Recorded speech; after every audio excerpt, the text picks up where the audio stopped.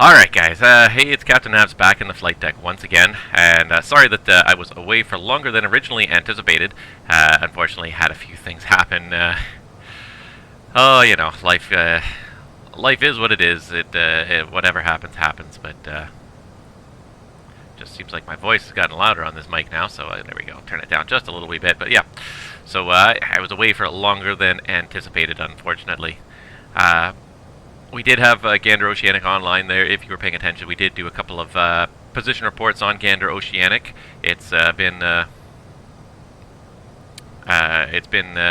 little while since they logged off now, and then Shanwick logged on. So I'm going to probably make one more position report with Shanwick anyways, just as we pass Hoist up ahead, which is the exit point for our NAT track.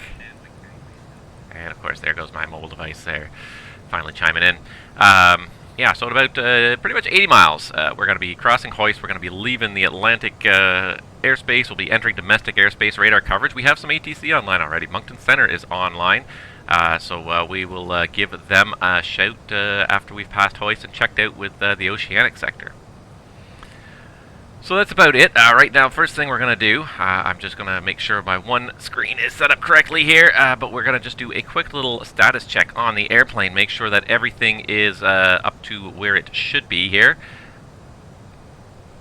Let's see here. There we go. Get that going.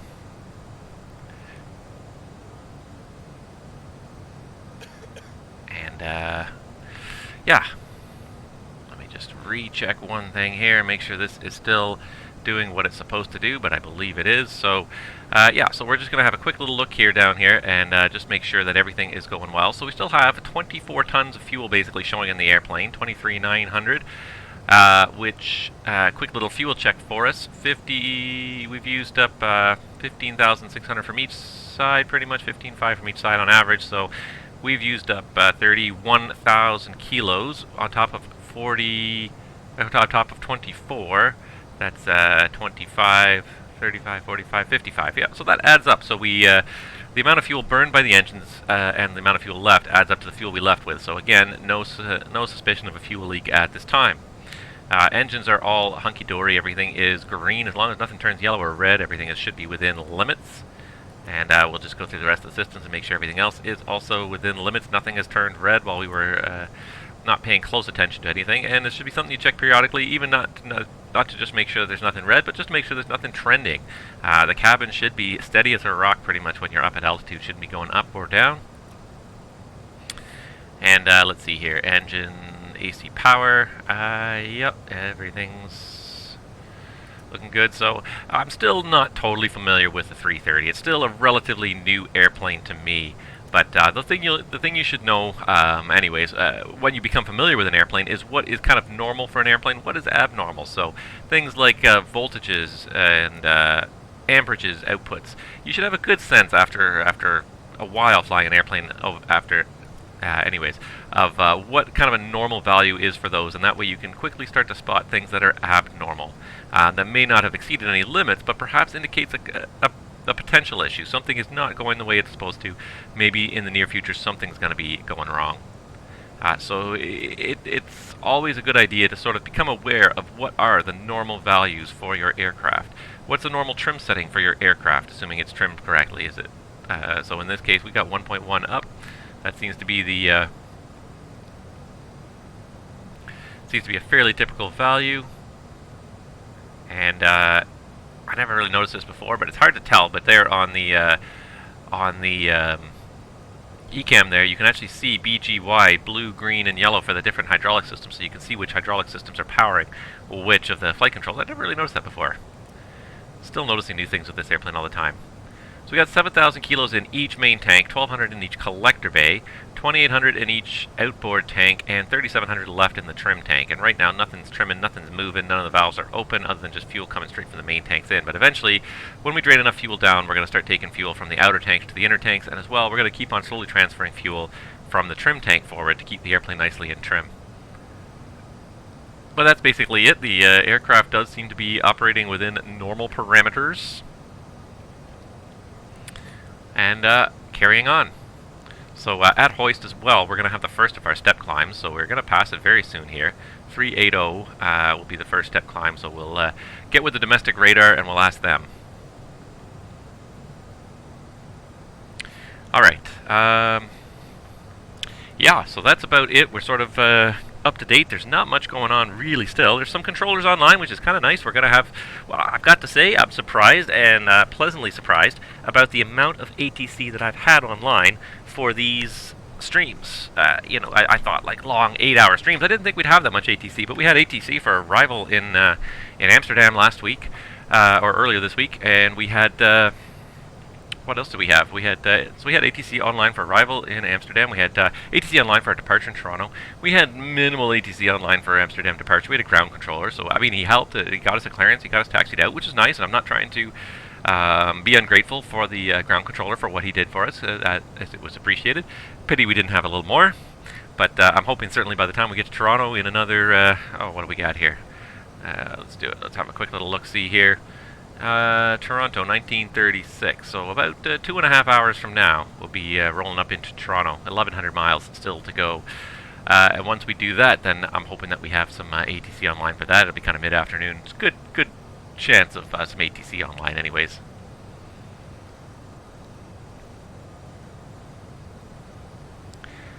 And there we go.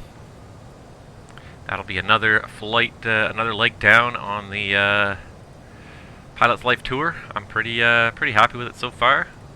We're getting there, as you can see. Labrador Sea. We're just crossing Labrador Sea into Labrador shortly, and then a good hour and something through Quebec until we get into the Toronto's airspace. So it'll still be a little while, but we're getting there reasonably quickly here. The flight is definitely more than half over. If you look at the bottom of the screen there, you can see the little progress bar. We're probably, what, about 2/3 almost now, give or take a little bit, just down here. About 2/3 of the way done, so looking pretty good.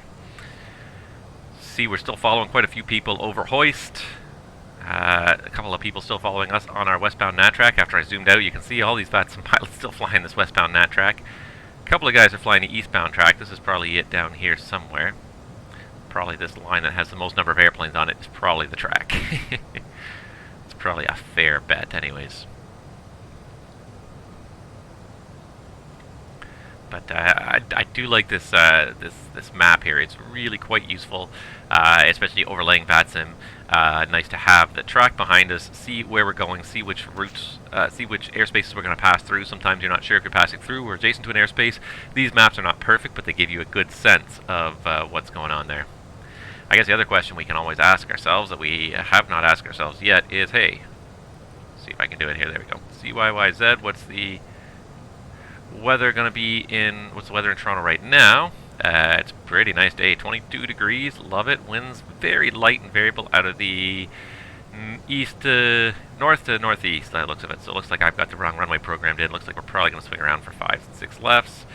And I can always hit up TAF as well and say, forecast is for the winds variable at 3, eventually swinging around to 150 at 10, which is probably what they're starting to do if they're starting to pick up a little bit. Still probably most likely favoring easterly arrivals flows. That's okay.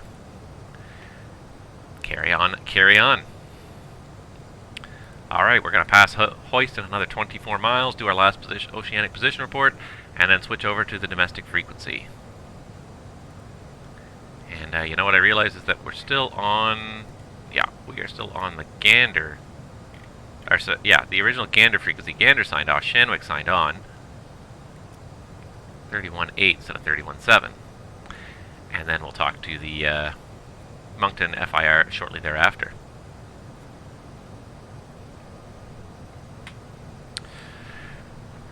So it is a Friday today. Just curious now, just thinking about it, because one of the best weekly events on the internet, certainly on the VATSIM network, is the Friday night ops. So I'm just going to have a look-see here. What is this week's Friday night ops? What is it today? Today's the 22nd. So let's... 22nd. Northern Crossings. Minneapolis, Chicago, Detroit. Cleveland, Chicago, Minneapolis ARTCCs are teaming up for the 3rd edition of the Northern Crossings event, and this time bringing the event to Friday night. Three major airports: Detroit, Chicago, and Minneapolis. Looks like it's going to be a busy event, I would imagine. Wouldn't be surprised if you already looked on VATSIM and saw already a dozen, 2 dozen people, you know, already logged in doing long haul flights.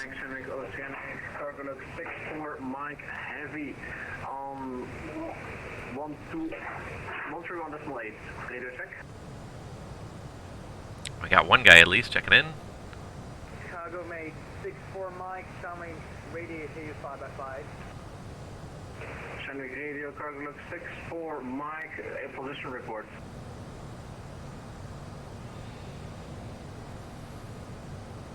And we're about to do our own position report. Cargo made 64 Mike, Shelling radio, yeah, pass out message.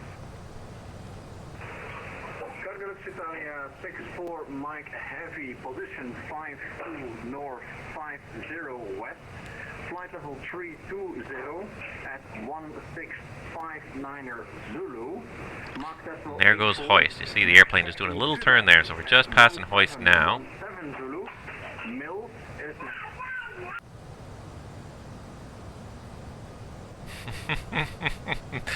There's a kid in the flight deck. A kid in the flight deck. Chicago made 64 Mike, Shelling the radio, copied, passing 52 north, 50 at time 1659er Zulu at flight level 320, Mach 0.84, estimate 2 dip at time 1717 Zulu, and domestic after. Read that correct. Able flight level 340, Cargo Italia 64 Mike. Walker A, confirm is that your request or just for information? That is our lead request level. Request flight level 340, Cargo Italia 64 Mike. Chicago Med 64 Mike, Walker, climb to flight level 340 before reaching. Climb flight level 340, Wilco, Cargo Italia 64 Mike. Shanwick radio, it's Transat 361. Transat 361, you can contact to, right? And Shanwick 361, or Shanwick Transat 361 just passed hoisted. Do you want the position report over hoist, or do you just want to switch to the domestic frequencies now? It's correct, yeah. Okay, over to domestic for Transat 361. Good day. Bye-bye. Shamrock Radio, Metro 4, position report.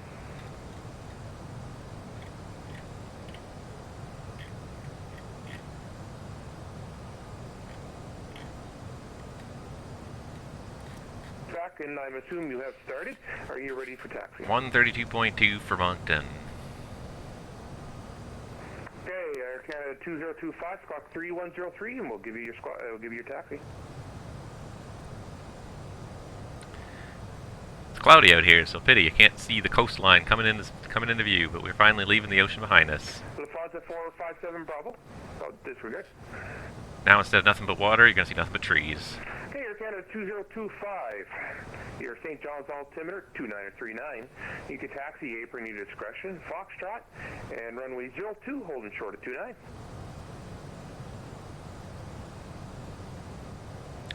Somebody's leaving St. John's. Nice.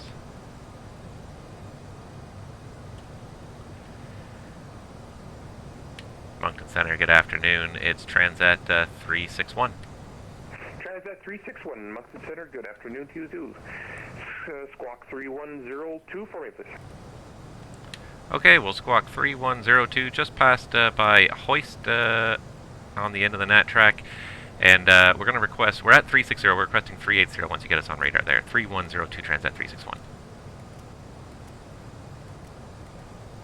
Alright, so 3102 is in the transponder. And Transat 361, radar identified, flight level 360. And you can climb and maintain flight level 380 on course. Welcome aboard. Thank you very much. Climbing flight level 380, Transat 361. Alright, 380, manage climb.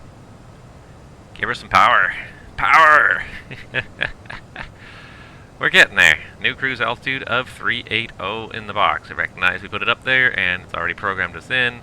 One thing you should see now, should see the pressurization. The cabin's going to start climbing a little bit here to achieve our new cabin cruise altitude.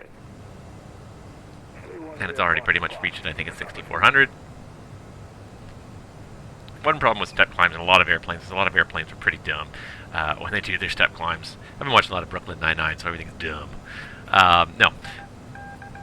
The one thing about the step climbs that is a little bit annoying with a lot of the pressurization systems don't really compensate well for a step climb. They generally control the climb rate very nicely through a normal climb, but then when you have a sudden change of cruise altitude halfway through the flight, they try to reach the new cabin cruise altitude instantaneously. I don't know if you saw it there, but briefly, we had 1,000 foot per minute climb in the cabin. 1,000 feet per minute is a very uncomfortable climb for most human beings as far as air pressure changes are concerned. Anything much over 500, 300 is kind of the ideal. Anything over 500 is uncomfortable. And yet I find that it is very common in a lot of these airplanes that they do not have well-programmed pressurization systems when you do a step climb. Usually the initial climbs are great, and the airplane does it at a very regulated rate, but when you change cruise altitude halfway through a flight, for some reason the pressurization systems mostly seem to just like immediately need to get to that new altitude, like as fast as possible. No rate limits allowed, and that's frustrating because it's very uncomfortable for the passengers, and with all the technology that's put into these airplanes, it doesn't have to be like that, and step climbs are not an unusual situation for whatever reason, especially long-haul airplanes, but even short-haul airplanes. There may be times where you may climb an extra 2,000 or 4,000 feet to try and get over some turbulence or some weather or something like that, and then to have it happen where they're climbing like, you know, crazy, I don't know, it makes no sense to me. I don't understand sometimes why it has to be like that, why they have to climb so aggressively. Anyways, there we are. So we're level alt cruise again, a level at 380 now. And still estimated Toronto 1936, still looking like 10 tons of fuel in the tank. So at least an extra 3,500 kilos of fuel by the time we get to Toronto, which is good. Always want to have a little bit extra fuel, even if it's going to be nice weather, have a little bit. You never know what's going to happen. You know, an airplane could have an emergency and have a, you know, I have to stop on a runway. They may have to shut down a runway suddenly at an airport, and at an airport like Toronto in the middle of rush hour, shutting down one airport or one runway can suddenly put a real damper on the arrivals. So, you know, I've had this conversation with many dispatchers, and many dispatchers like, oh, we're just going to give you like 5 minutes of extra fuel because the weather's beautiful. It's a beautiful day. You don't need any extra fuel. And I just think to myself, no, you need extra fuel. You never know what's going to happen in this business. Weather is not the only thing that can happen on a flight. It's probably the most common reason why you might need extra fuel, and certainly it's the most common thing that can go wrong and throw, you know, a wrench in you know, perfectly laid plans. But it's not the only thing that can go wrong by any means. Look at it. What was it, like 2 years ago now, probably, when Atlanta, the largest, not the largest, but certainly the busiest airport in the world, was shut down for like half a day. I think it was like 6 or 8 hours, just shut down because they had a fire in a transformer, and they realized that all the power for the entire airport came through one transformer station. There's no redundancy, no backup built in. So the entire airport ground to a halt. They couldn't operate jet bridges. They couldn't provide ground power to airplanes. They couldn't, you know, unfortunately it was daytime, but there were no taxiway lights, no landing lights, no screening equipment in the terminals, no computers in the terminals, no telecommunications systems other than like cell phones. You know, escalators, elevators stopped working, jet bridges. They couldn't even, airplanes that were still arriving couldn't even, they go to the gate and they just have to sit there and wait because there's no way to get people off. They're, you know, an airport like that, they have air stairs, but they have, you know, maybe a half a dozen to a dozen sets of air stairs. They do not have 100 sets of air stairs, which is how many gates you've got in an airport like Atlanta. So it was a huge issue, and people were still coming. So, and you know, it was a one-off occurrence. You know, it certainly was not like an everyday occurrence. But if that's the sort of thing, you've got to sort of plan at least a little bit for in aviation. You've always got to have that something, some ace in your back pocket that you're ready to pull out when things do not go well, and that's your extra fuel. You know, 10 minutes, 15 minutes of extra fuel above and beyond the absolute minimum. The minimum that's prescribed by the regulations is ridiculously low. It really is in a jet. 30 minutes plus enough fuel to get to an alternate. Like, and again, that's leaving you with no real alternative. Like, when you reach your destination with that much fuel, you get one approach, and then you immediately start heading to your alternate if you didn't make it in for whatever reason. If there's any kind of delay, you immediately start heading to your alternate. You know, and there's no need for that. An extra 5 minutes of fuel, 10 minutes of fuel can often be the difference. I've been proven right more often than wrong in this regard, and it's one that it bugs me a lot. I know that lugging fuel around costs money and costs airline money, but it's one of those funny things. It's like safety. You can never measure the cost of safety, because you can measure the cost, but you can never measure the value of safety, is probably the better way to put it. You can never measure the value of safety, because how do you measure the value of accidents that did not happen? How many accidents would you have had if you hadn't implemented a certain procedure? If we didn't have a TCAS system in this airplane, how many accidents might have happened? You know, is it worth it? Well, you know, it's legally mandated, so it's kind of required, but it's hard to measure the value of these things that are, you know, and airlines are businesses like any other. They have to make ends meet. They have to justify the money they spend to the powers that be, to the investors. So how do you justify spending money on a safety system? You know, how do you justify the cost of accidents that never happened? How much was that accident really worth? You know, and it doesn't take much of an accident to become an astronomical cost to an airline, to the point where, you know, the airline can become insolvent. Ask Malaysian how it went when they had not one but two aircraft go down in very short order. You know, I think it was 9 months apart between the two Malaysian airplanes going down. It was, and both really just fairly random events, I guess is the best way. I'm trying to say, like, they're not like they weren't like a predictable pattern event. They were not something that could have, you know, that anyone could have really foreseen happening. It was not a mechanical defect with the airplane, but they lost two of the same type of airplane to two completely, totally random incidents within 9 months. And I mean, look at how that airline fared after that. Like, it's a huge chunk of the fleet gone. The consumer confidence goes to nothing at that point. Everyone sort of gets one. Everyone sort of does, you know, an accident happens to an airline, and a lot of people say, you know, it's a random chance that it happens once. It happens a second time, people really start to wake up and say, wait a second, is there something systematically wrong with this airline?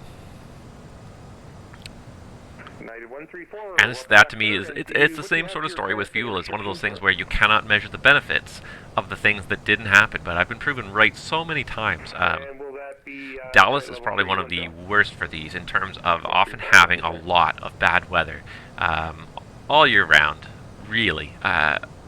You know, out in the middle of Texas, it's prone to thunderstorms, and when everything's bigger in Texas. When the thunderstorms happen in Texas, they're big. You get big lines of them, and Dallas is a busy airport to begin with, so as soon as you start to shut down some operations in Dallas, it creates a huge repercussion down the line, a huge amount of congestion and slowdowns and everything. And I've had more than once, anyways, I've had multiple occasions where I've ended up in Dallas at the end of a long flight, dealing with some weather, dealing with delays because of the weather, and landing in Dallas with the absolute minimum fuel on board possible, legally allowed, because of the length of the vectors we've been sent off on. And if we had gone with the fuel that the dispatchers had originally proposed, which was usually 10 to 15 to 20 minutes lower, we would have ended up at an alternate, you know, at least a half a dozen times I can think of where if I had not taken the extra fuel I had wanted, we would have ended up at an alternate. And you know, I mean, it's not the end of the world, but the amount of costs you suddenly go into in an airline when you divert to an alternate are huge. You've got to pay for the airplane to be operated again from the alternate back to another destination or somewhere else.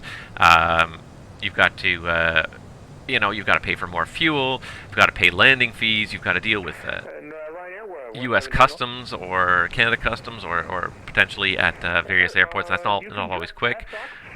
Fees to operate at a different airport. And then if anything, if it happens at the end of a long day and the crew's unable to continue, then the costs just go up astronomically at that point. You know, you divert somewhere and the crew's like, we're done, we've been flying for 17 hours, we cannot fly another minute. So now you have not only an airplane stranded in an airport that maybe you don't even have an operations base at, but you certainly probably don't have a crew ready to fly that airplane back. You've got passengers that are sitting there staring at you, wondering when they're going to go somewhere, so you've got to probably accommodate them in hotels. You've got to accommodate crew in hotels. You might have to fly an extra airplane down with another crew on board just to deliver those passengers sooner while the other crew gets their legally required rest period. Like, it just, the costs can snowball, and it's amazing how quickly that can happen. So, you know, for want of 15 extra minutes of fuel, you can spend hundreds of thousands of dollars, you know, certainly tens of thousands, but probably hundreds of thousands of dollars on the cost of a diversion for the want of an extra, you know, 10, 15 minutes of fuel, $500 worth of fuel maybe, depending on the type of airplane, obviously. But it's one that bugs me, is you know, and I understand too also if there's a limitation. And I'm more than willing to work when there is a limitation, when the aircraft is limited by either the landing weight, the takeoff weight, or perhaps just the maximum amount of fuel you can put in the tanks. There's certain runs, you know, on certain airplanes that I used to do that were pushing the limit. Montreal to Dallas was an example, and that was pushing the limit. They would fill the tanks in Montreal, and you'd still get to Dallas with minimum fuel. That's, if that's the case, that's the best you can do. Maybe we should be looking at putting a different airplane type on this route. You know, that's my next thought, is maybe we are doing something wrong here with our selection of aircraft type. But you know, and I'm more than willing to work in those limitations. But when there is the capability to carry an extra 15 minutes of fuel, and it doesn't you know, reduce the payload or anything like that, why not? The certain airports, especially Toronto, is not terrible, but it's one where it's very busy, and a small wrinkle can really cause delays very quickly in Toronto. It's not unusual to get a 5 or 10 minute vectoring delay even without anything happening, just because of congestion, just because everyone arrives at the same time. So always carry that extra fuel. 10, 15 minutes at an absolute minimum of extra fuel. You can put it on your SimBrief flight plan as extra fuel, and it will crunch a number for you, and you can load that extra fuel in the tanks. You never want to show up with the minimum. It's just, you're just asking for trouble. You're just asking for some kind of delay, and then once you're delayed and you're diverting to your alternate, things are just snowballing and getting worse from there.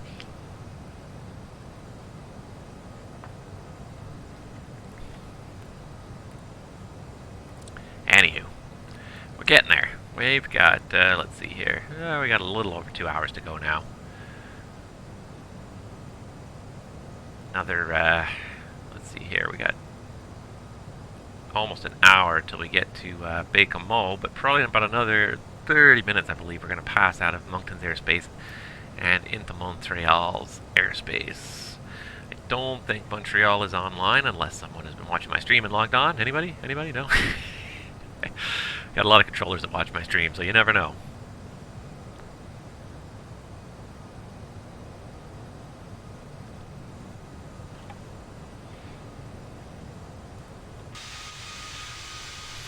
It really is a nice airplane, though. I'm enjoying flying it.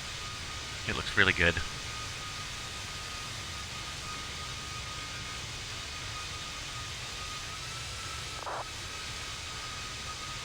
And this livery looks really good until you get, like, really, you have to get really close. You will start to see some pixelation when you start to get really close. Even there, it's a little bit evident. But overall, it looks really good. It looks really slick. The colors look really nice.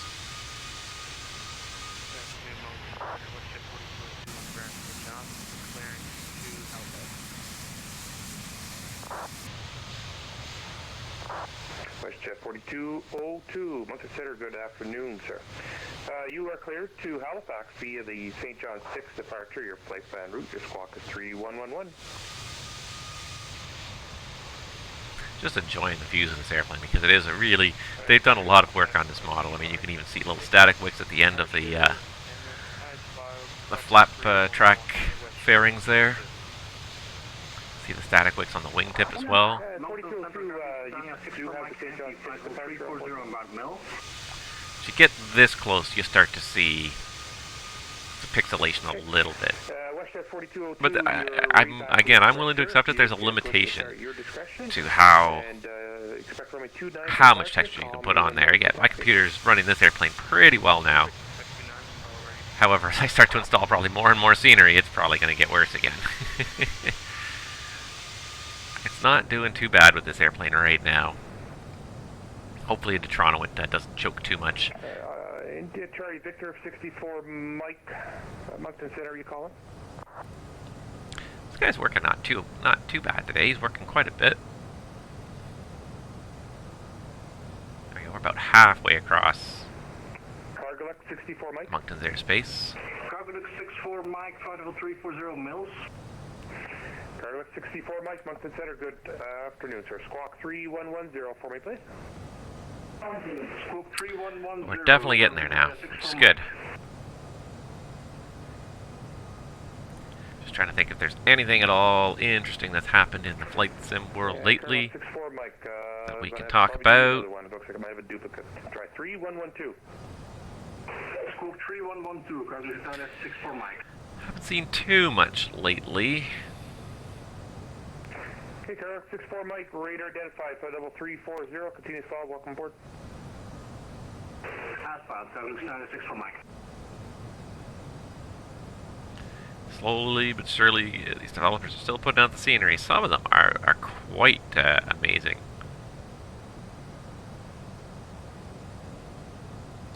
What was the one I was looking at here? Let me see if I can find it, because there was... Oh, that was me. I accidentally hit my autopilot disconnect there. There was one here that I thought looked just really slick. If I can find it here.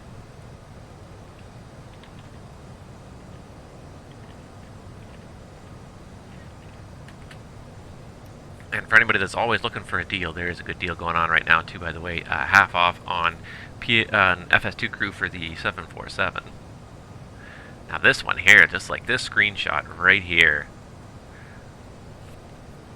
To look at that, you can barely tell the difference between a sim and the real world on this one. This one is about as good as you can get. Even from this distance, things are... the reflections... and I know this is probably like, this is really like painting the scenery at its best, but just to look at it, like, you would have a hard time telling that this is a photograph from that this is versus a screenshot from a sim. Like, it's just the level of detail, the balancing of the color, the effect of the water on the pavement. It all looks so good on this one. This is one. This is Provincetown Municipal Airport. Who's doing this?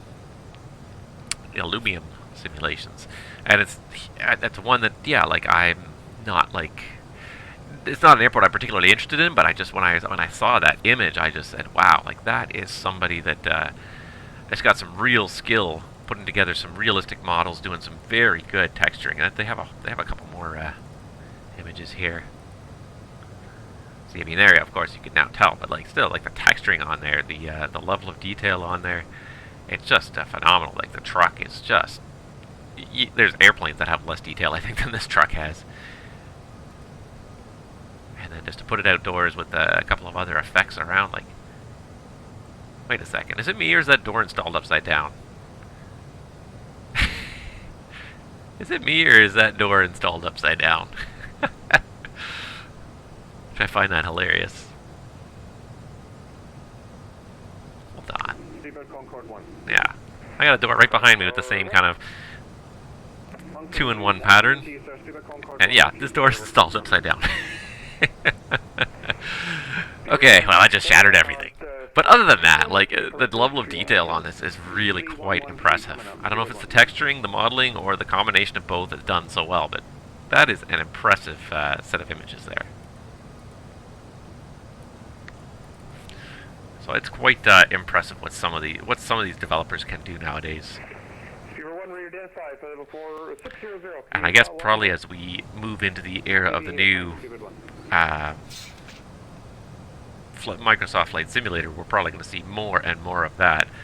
It's going to leave Prepared in its dust, most likely. Bit of a shame, because Prepared has been the vehicle that has kept so much of the sim alive for so long now, since FSX has been almost rendered abandonware for a good half a decade now. While Lockheed Martin has been continuing with the active development all the time of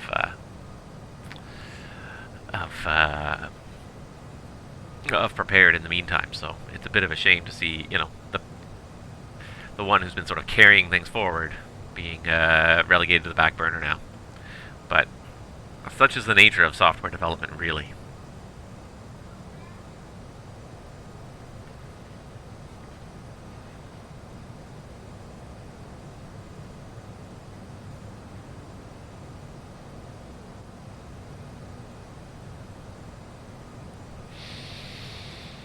Well, so if anyone has anything to talk about, please let me know. I'm sort of struggling a little bit here to just find things to sort of chat about. Still got 2 hours to kill, and I might step away again for a little bit here. Just kind of wait until we get towards the end of Moncton's airspace, and then I may end up stepping away. Because it's still a little while to kill, and I've got not much else to talk about. There's no point in me sitting here silently on stream.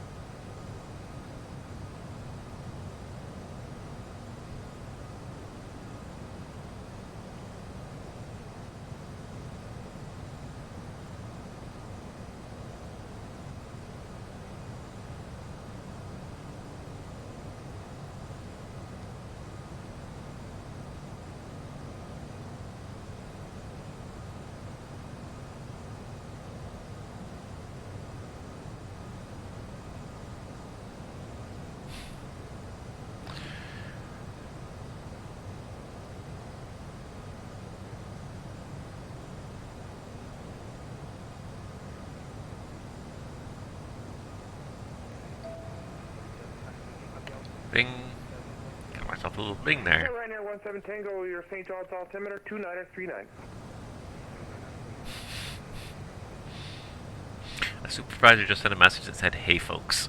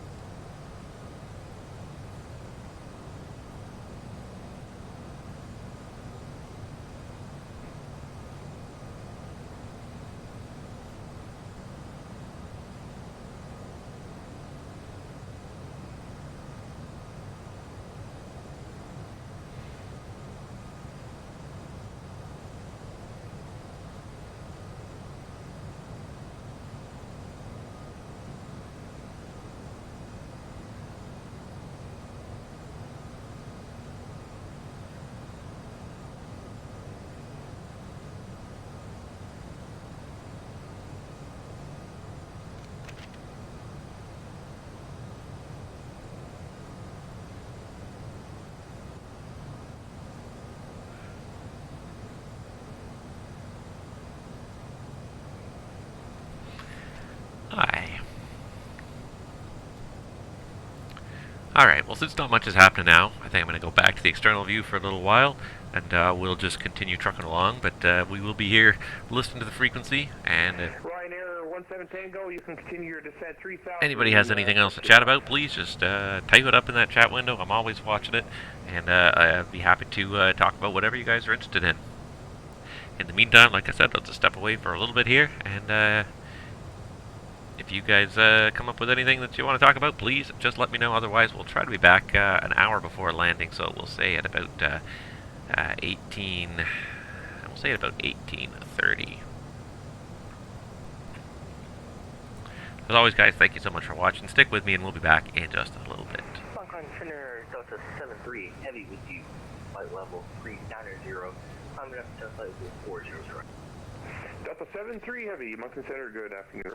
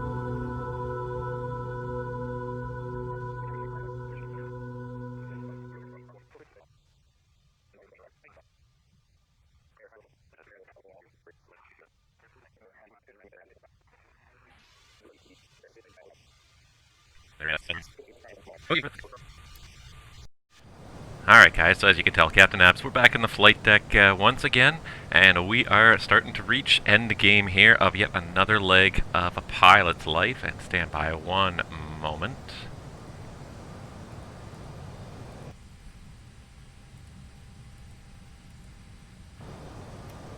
There we go. Alright guys, so yeah, welcome back into the flight deck. We've just left Moncton's airspace. We're now entering Montreal's airspace. We are just about flying down the St. Lawrence River here. This is where the Gulf of St. Lawrence starts to narrow down into the St. Lawrence River.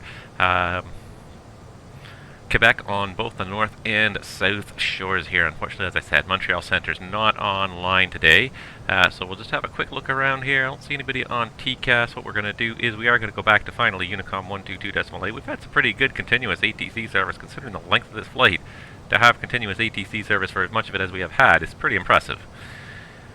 And one thing we are going to do is we are coming up to Baie-Comeau, flight level 400. Let's just check the progress page here, and the optimal right now is 406, with the max being 410. So we can go ahead and actually do it just a little tiny bit early here, so let's go ahead and put that in. Flight level 400, manage climb mode, thrust climb. She'll just give it just a little bit more, and let's also just have a quick look. New cruise altitude 400. Let's have a quick look at our flight plan and our destination prediction. Just a little over 10 tons of fuel when we get to Toronto. 10.3. Still estimating 1939 Zulu, so 1 hour and 20 minutes from now. It's probably going to be even a little longer because we're going to have to come around the long way for Toronto, unfortunately, right now. So that's the best we can do, but what can you do?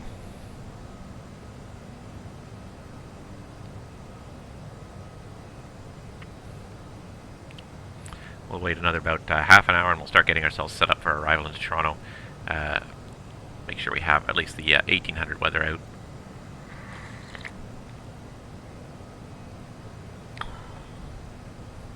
In the meantime, while I was away there, I did get a nice chance to refill my cup of coffee, so we are ready. Oh, you know what we didn't do today?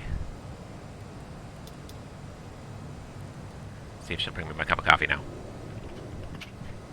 I have some drink for you, Captain. Here you are. There we go. I got my cup of coffee and my phone, which has got the weather app on it.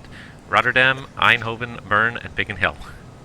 Isn't that funny that they got Rotterdam on there, which is so close to where we just came from at Amsterdam? I guess that shows you where the people who operate Aerosoft are from and familiar with, and that's fine. It's you know, I'm not. it's cool. It would be more even fun if that was somewhat updated to local airports, but I would not really expect that. It's just a static device. It's just a little bit of amusement for you. Get yourself your newspaper, your cell phone, and your cup of coffee.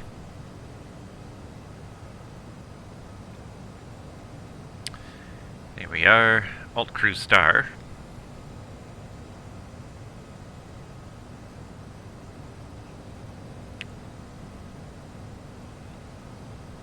And no, not yet.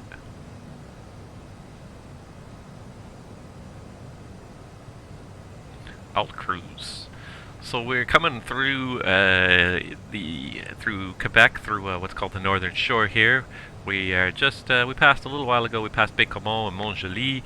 Sept-Îles is behind us. Quebec City is going to be in front of us in another 150 miles or so. This is a very beautiful, sparsely settled part of Quebec. It's not barren, but it's not exactly a lot of people live here, but this is the Saguenay region of Quebec. It's a beautiful, beautiful region, and apparently extremely well known for whale watching. The whales come right up this river. I mean, this river is several miles wide. It's not really much of a river. It's more of an inlet. But apparently the whales do come up here in the summer, so in the summer it's an excellent place to actually come and go whale watching, which was something that actually, ironically, we had planned to do this summer before, of course, everything happened, and all plans out of doors and traveling anyways have been cancelled for the foreseeable future. So be it. Maybe another year. But it is a beautiful area nonetheless, and you can just see like it's still very wild, rugged terrain for the most part, mostly forests and lakes, some farms and you know, fields interspersed, but mostly it's a fairly empty landscape out here. still beautiful nonetheless. So I was just reading online, and apparently there is a little bit of good news in this world. There's still a lot of bad news coming around. Unfortunately, things are not, really calming down yet as much as people would hope. But one good sign for people who are in the aviation industry is the TSA reported that screenings at their checkpoints are back up on the increase again. About a month ago, they reached their absolute low at something like 80,000 people a day, which is a lot of people. But when you consider that the TSA used to be screening, a year ago was screening 2.2 million people per day, 80,000 is nothing. That's a 96% drop. However, that being said, a little bit of good news. Recently, the numbers of the TSA has released some numbers, and apparently they're back up to almost 300,000 people being screened a day, which is still a drop of, I guess we're on the order of 87, 88% over a year ago, but it's no longer 96%, so it's gone up, it's almost tripled over the last month or so. So it's not, we're not recovered, but it's a sign that I think the worst, I hope, is behind us. I certainly hope that's true. You don't know for sure because it's such a hard thing to deal with this pandemic.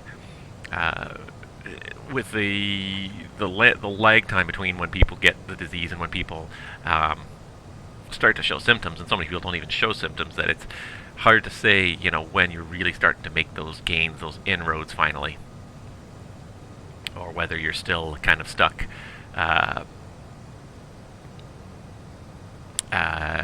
You're still kind of stuck with an increasing caseload. You don't even know for several weeks if anything you've done has had an impact, because it takes 1 to 2 weeks before any kind of changes you make start to have an impact. So the fact that they're opening things, we're not going to see the result of that for at least a week or two. And even then, just because things are open doesn't mean people are going to go to them instantly.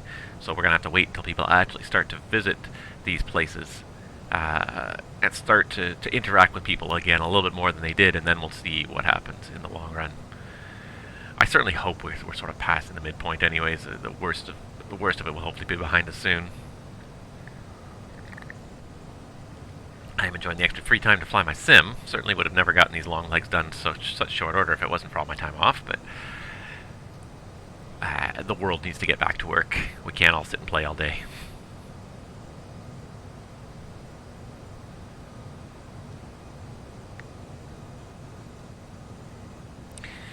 But for those that do like to play all day, there are, of course, always lots of good games coming out. I've played a few lately that I've really kind of I've really quite enjoyed.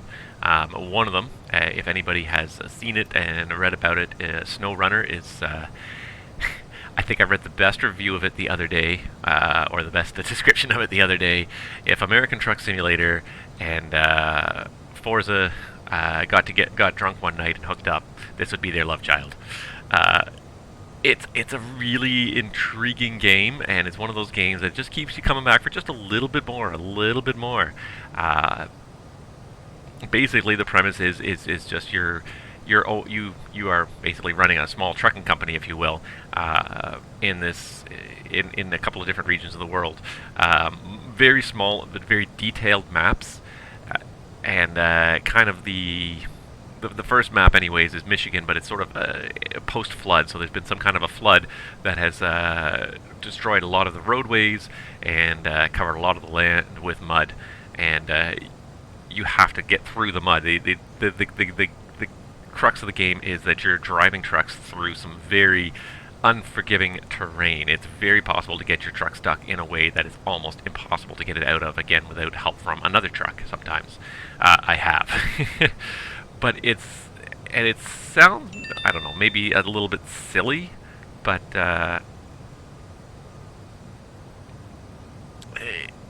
silly is not the right word for it, but it's surprisingly captivating. First of all, like, the physics of the interaction between the vehicles and the terrain is extremely detailed, very well modeled. The maps are not huge. They're a couple square miles each. They're not huge, but it takes you a long time to get across them because of the obstacles. You're not generally traveling at top speed most of the time because you're getting stuck in the mud. Instead, you're kind of traveling at lower speeds. it's a whole mix of missions. There's cargo delivery missions. There is just exploring missions with you can take like a pickup truck and just explore certain areas. You can put mud tires on it to help it get through the deeper terrain. But you got to unlock these things too as you gain more experience points. You unlock these things. So it's a neat game. I thought it was gimmicky at first to watch it, and then I started playing it, and I was like, no, you know what? This is really quite captivating. You always find yourself just want to do one more thing. It's very open world for the most part, so you're always just like, and you can play, you can sort of have multiple missions going at the same time, so you're sort of trying to make the most of a mission, trying to maybe hook up a trailer to your truck and lug a bunch of different types of cargo around.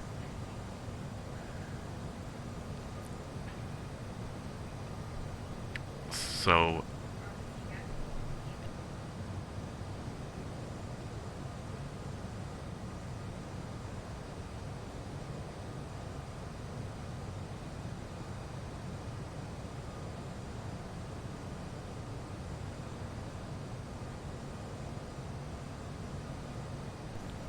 yeah, so it was a surprisingly captivating game. I really, I wouldn't have thought it was as captivating as it was, but, you're trying to sort of link different missions together so that you don't waste a lot of time going back and forth, but try and, do 2 or 3 missions at the same time, put a trailer, put some extra cargo on it, and lug a trailer as well as your truck. Unfortunately, when you've got a truck as well as a trailer, you got more chance of getting stuck on some of the worst stretches of the road. So really quite a good game. It's got a lot of good reviews all of a sudden. I think it sort of, people knew it was coming, but it sort of came out of nowhere. In fact, in terms of just how fun it was, how playable it was, you want to get better. You want to get better vehicles and try and get through some of these worst areas and try and complete some of the missions in the worst areas. So, really is a very entertaining game.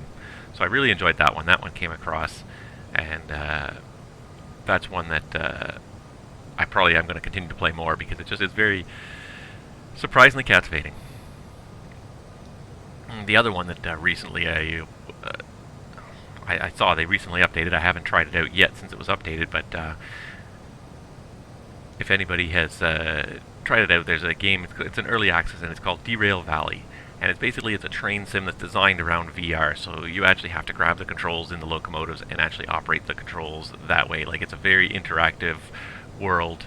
It's not just you sitting in the cab like you are here, sort of stuck in one place. Like, you really can move around. You can do various things. You can move from one train to another. You have to go get jobs and lug your train around without derailing it. If you derail it, then you can lose money. And it's again, the descriptions I give it probably don't quite do it justice. I haven't actually played the updated version. I have played the earlier alpha access. I think it's still considered to be alpha, but it's a huge overhaul they've done of almost everything to do with the game.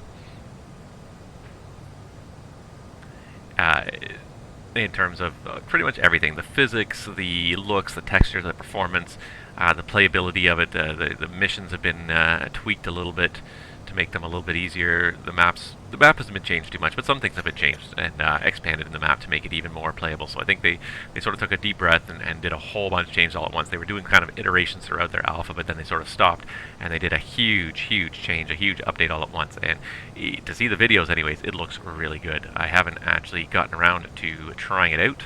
I probably will soon because the update looks really fantastic. So that's another.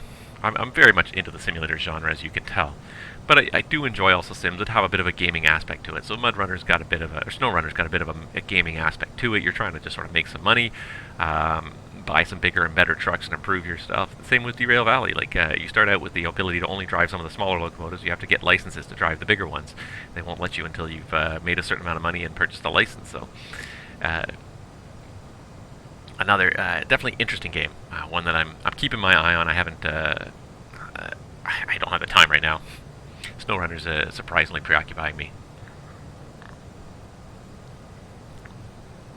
The neat thing about SnowRunner too, of course, is that it is multiplayer capable, and a lot of these games, you don't necessarily want like a massive online world capability, but you want a multiplayer capability with a lot of these games. It makes them a lot more interactive. SnowRunner is a great one because you can have multiple people helping out do the same job. If you get stuck, you can call your buddy to come and pull you out. There is a reset option in the game, and I hate to use it because it feels just like a cheat almost. If you get the vehicle stuck, you got to get it unstuck again. That to me is the crux of the game. Is you know, it sucks when you get stuck. I've been there. I used to push snow around at the airport. I've got myself stuck many times. I watch other people get stuck many times, and you know, and the guys would come up to me when I was the supervisor, and they'd say, "Hey, can I go get the giant loader and just pull the truck out?" And I'm like, and then I'd hand them a shovel and I'd say, "No, you got it stuck. You get it unstuck. If I go let you get the loader and a bunch of chains and pull it out, you're gonna go get it stuck again in 10 minutes. If I give you the shovel and say you got to dig that truck out yourself, guess what? You're not gonna get it stuck again." I think some of the guys thought I was being a bit of a douche for doing that, but you know what? The guy I'm thinking about, I don't think he got the truck really stuck again. Like, you know, if the way out is easy, then you're not going to really try hard not to get stuck. But if it really is a lot of physical labor and effort to get that truck unstuck again, you're going to think twice before you go into places where maybe you shouldn't. Maybe you might get stuck, you're not sure. Well, you know what? Don't go in there. Anyways.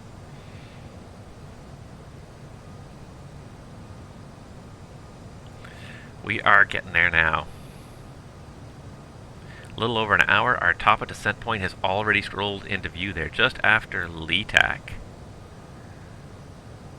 You know what? Actually, I'm just thinking about this now. Let's check the winds, because that's probably not an accurate top of descent point. We're probably going to be swinging around for runway 05. So let's go ahead and reprogram that now. I don't even care so much about the performance yet, but just for the sake of that top of descent point, if we're going around to runway 05, that's going to change things. That's going to defer our descent point quite a little bit here. Now I'm going to have to change the arrival because it does not do well changing the runway without changing the arrival as well. So you know, I got to put the wrong runway in there as well, and then I can change everything to be correct. Okay, so arrival ILS 05, and arrival is the Amoeba 5, LETAC transition. There we go. And that has now deferred my... it also got rid of my next waypoint, but that deferred my descent point. So after Kaisuk, it did not seem to load in the transition properly. I don't see...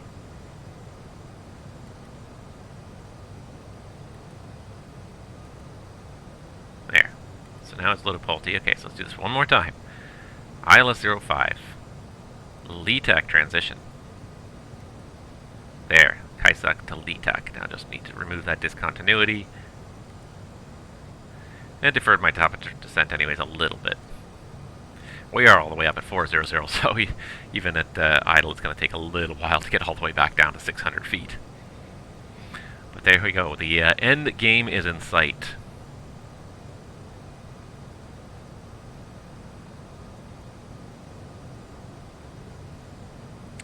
And let's see here, YQB, so yeah, Quebec City is coming up, just up ahead here, right about there. That looks like about where Quebec City is on the bend in the St. Lawrence there. So we're getting there. We're definitely getting there.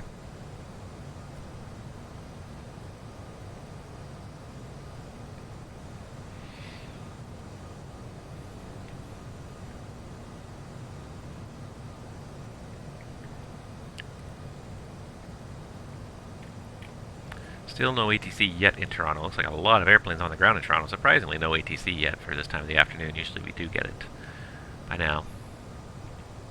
As you can see, passing right north of Quebec there's a little bit of a narrowing of the river. That's where they built the city of Quebec. Originally it was a fortification, so they wanted the narrow point to defend the whole river. Now it's just a nice city. And then it opens up again. It's just hidden behind those clouds there.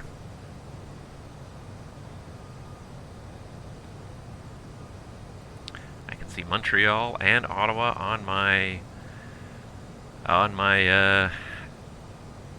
navigation display already. We are getting there quickly, guys.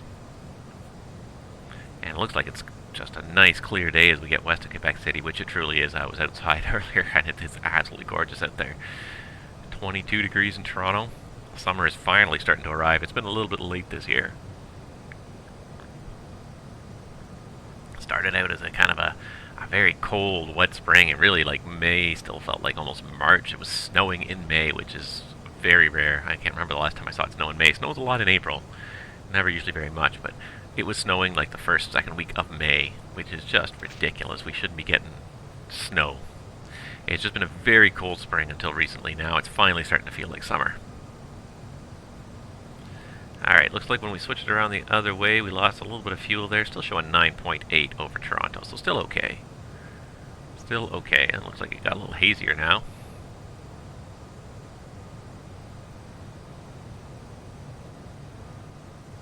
Which is probably pretty reasonably accurate. It's going to be a hazy day when it's getting this hot already. It's not that hot, but it's hot enough anyways.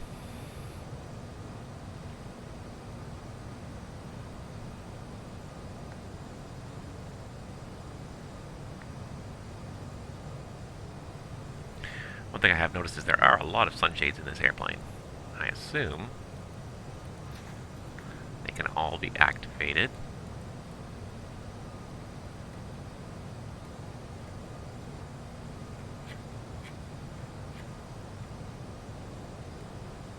Can make this flight deck very dark. Oh, I didn't even notice those ones there, and then there's some right there, and right there. Perfect. Okay, now I can go have my nap. Now we got it nice and dark in the flight deck. And let's see if we can get that to go back up again.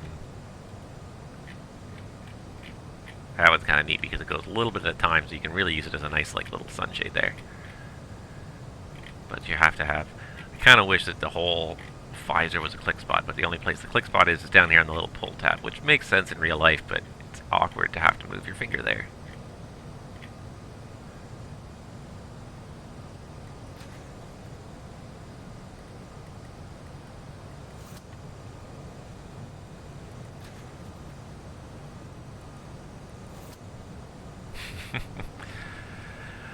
Oh, the silly little gimmicks sometimes. Just to add to the interactivity of the whole flight deck.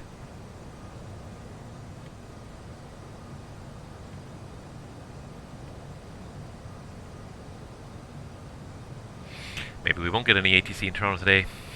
It is a pretty nice day outside. I hope most of the Toronto controllers are spending their time outside enjoying themselves.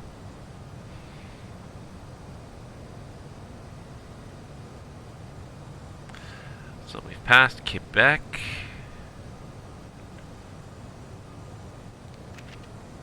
Right behind us there. The airport is somewhere right over there. Can't seem to spot it today, but it's the clouds are just obstructing it just a little bit, I think.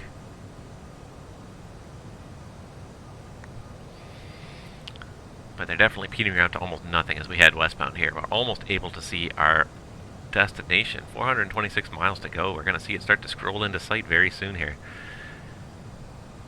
Yet another day, another leg, and we're going to get a big fat paycheck from a pilot's life this month, I think. 2 7-hour legs, that's 14 hours, plus another, I think I did my last leg back from, that was Punta Cana, where was it? It was Puerto Vallarta. We came back from Puerto Vallarta. That was a good 4-hour slog, I think, so we're looking at 18, almost 20 hours of pay for this month. Actually starting to accumulate some good hours. When you start to do these long legs, you accumulate these good hours. Next leg is going to be, let's see, next leg is Punta Cana, so another tropical destination. That's going to be a nice one as well. We've got the tropical sim scenery set up for that, so we'll head down there as soon as I have some time. It's not going to be nearly as long as this leg has been. Curious though, I don't even know. So, you know what? Hey, SimBrief, let's ask you a question. Let me ask you a question. Let me say I put in Toronto to Puerto Vallarta, or to Punta Cana, which is, let's see here, MDPC. And I think this next one we're going to do in the 737, in the Transat 737. I haven't taken that one out and exercised it yet, so we'll take that one out. I've taken a lot of Airbus products out. I'm going to take out the 37 and practice the FS2 crew with that a little bit. So probably the next 4 legs, I'm probably going to use the 37 just to sort of even the balance a little bit between the Airbus and the Boeings. We're looking at a little over 4 hours. 4:15 is the sched en route time. So yeah, you're looking at something on the order of something on the order of probably 3:45 I would expect in the air. So it's probably going to be about a 4.5 hour stream, which is definitely easier than trying to do this stream. Trying to do transatlantic, it'll definitely be easier to find a time to squeeze that in. It'll probably be an afternoon. Again, I'm going to try and time it so that I can have a daytime arrival. That's kind of my hope.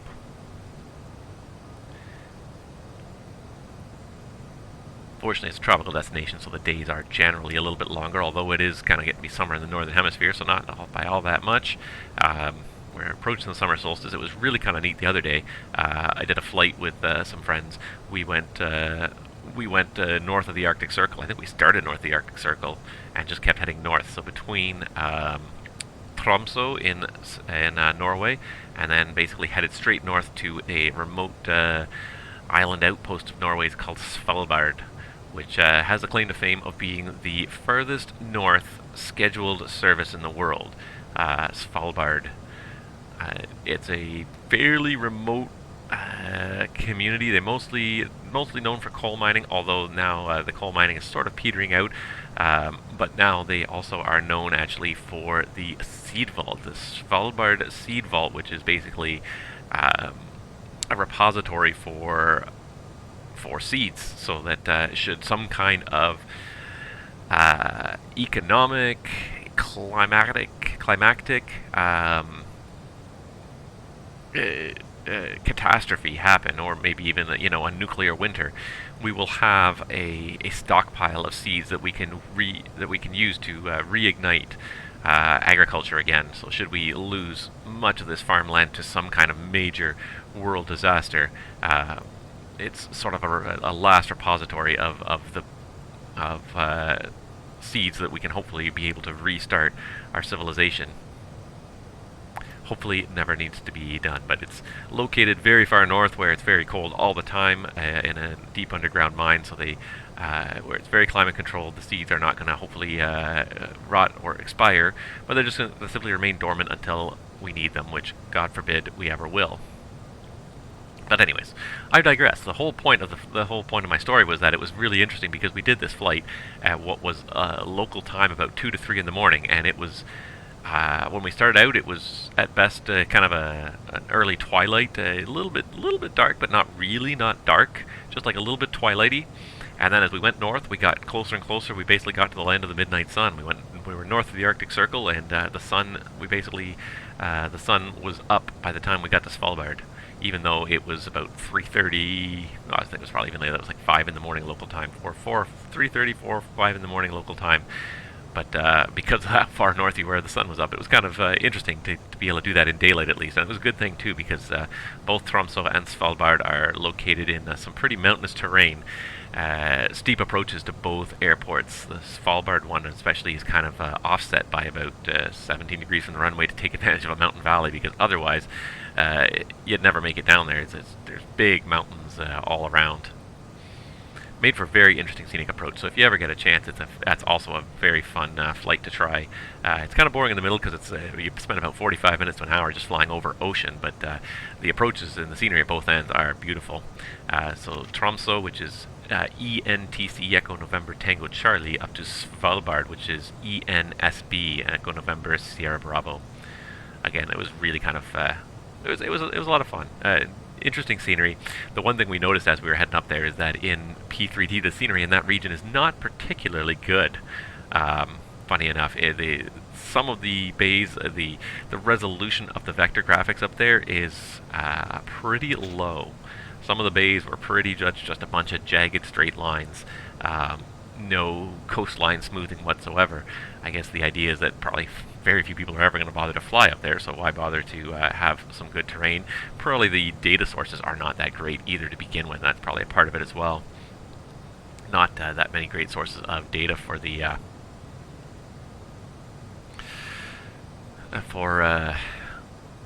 terrain up there.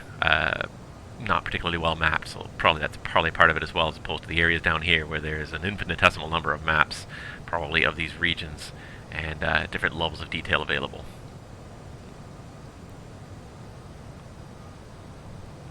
We're getting pretty close now, another 10 minutes or so, and we'll start setting up that arrival.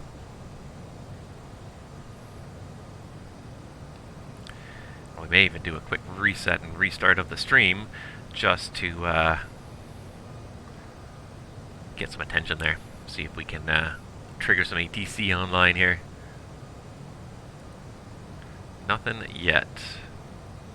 Well, I got a couple of towers down in the States, and that's about all we're seeing. It's getting pretty quiet out here, ATC-wise, which, again, it's a Friday afternoon. You think people will be starting to think about it, but I guess taking advantage of the day, the beautiful day outside.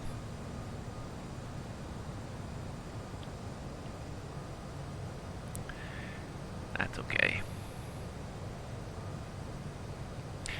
Amazed how fast we're actually managing to make the time go by right now here as we go down, as we truck down the St. Lawrence River Valley, and pretty much right over there. Yep, that right there, that big island right there in the middle of the river. It's kind of gray in color. That is Montreal right there. So we're already coming up abeam Montreal.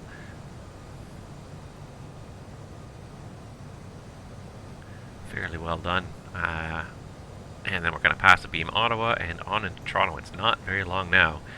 We are looking at less than an hour to go. Probably about 50 minutes. Yeah, a little bit less than an hour anyways. Trucking along at a good high speed here. We're grounding. We had a decent crosswind, but we're still grounding 457. It's interesting to see how the terrain does change here in Quebec. North of the St. Lawrence Valley, there's not a lot of people. Probably like 3/4 of the people in Quebec, if not more, live within, well, say 50, maybe 100 kilometers of this river. And the province goes for 1,000 kilometers that direction north. But very sparsely settled once you get north of this river valley. It's very mountainous, not necessarily mountainous, but definitely very hilly. Some, you know, definitely some tall hills and a lot of lakes. Very, I won't say inhospitable, but not easily traversed, not easily developed terrain. The river valley here is very flat and you know, has been eroded over millions of years to be very flat, and as a result, excellent farmland. So lots of people live near here. The cities have all been established near here. This river was one of the first major inland trading routes in North America. So numerous settlements sprung up along it, along with some of the biggest cities in Canada sprung up along this river and along its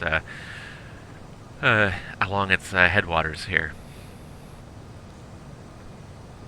But then, yeah, just to the north, it's nothing but trees and lakes, pretty much. You get a few people that live, you know. But the further north you go, the harder it gets to find people. The more sparse it gets, until basically it's mostly just indigenous people living when you get into the very far north. That and mining and hydroelectric developments. One thing Quebec is famous for is having a lot of hydroelectric capacity, more than they ever need, and they sell a lot of it to other adjacent jurisdictions like the Northeast U.S., you know, Ontario, the Maritimes. So a lot of that excess energy bring in some extra revenue for the province.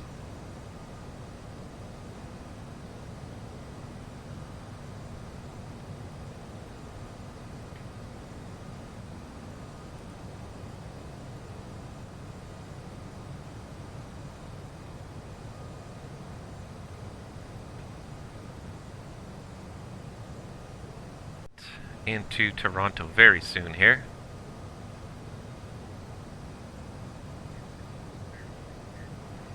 And I hear an echo behind me for some reason. My stream unmuted itself somehow. I have my monitor stream going on behind me here, and it unmuted itself somehow, some reason. Don't know why, but anyways.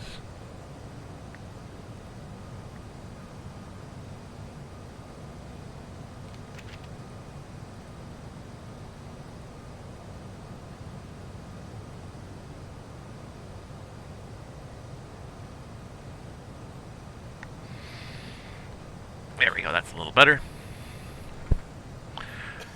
Alright, so we're getting to within about 100 miles of our top of descent point here, so I think it's about time that we started setting up for the arrival into Toronto. So there goes Montreal off the left side there.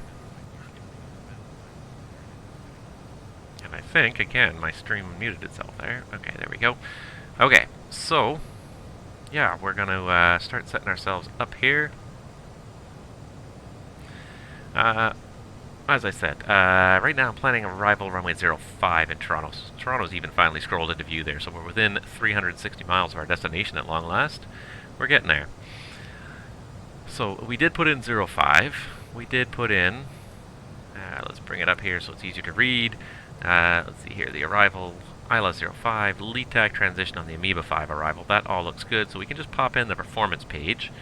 And the next phase, landing, config 3. And let's get our information again here. 3004, so need to switch this to inches of mercury now for North America. And you'll see that QNH any second now change to altimeter setting.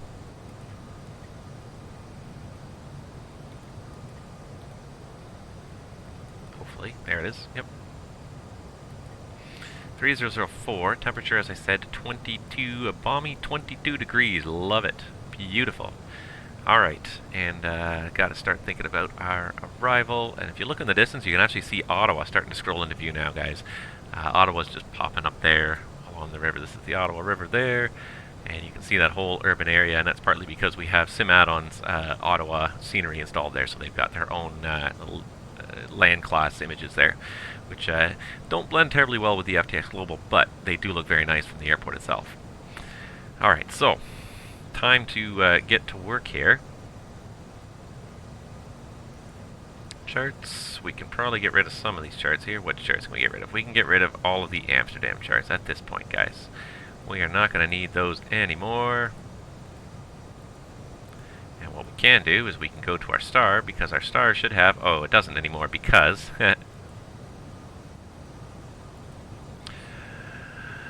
because I reset everything on my computer.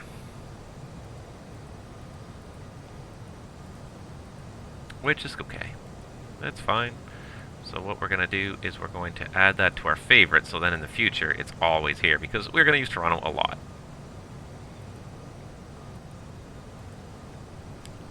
Alright, so the easiest way to get through this, let's see here. We can probably find the Amoeba 5 for 05. There that is. Let's add that to the knee board. And then, let's see if we can grab this here. Nope.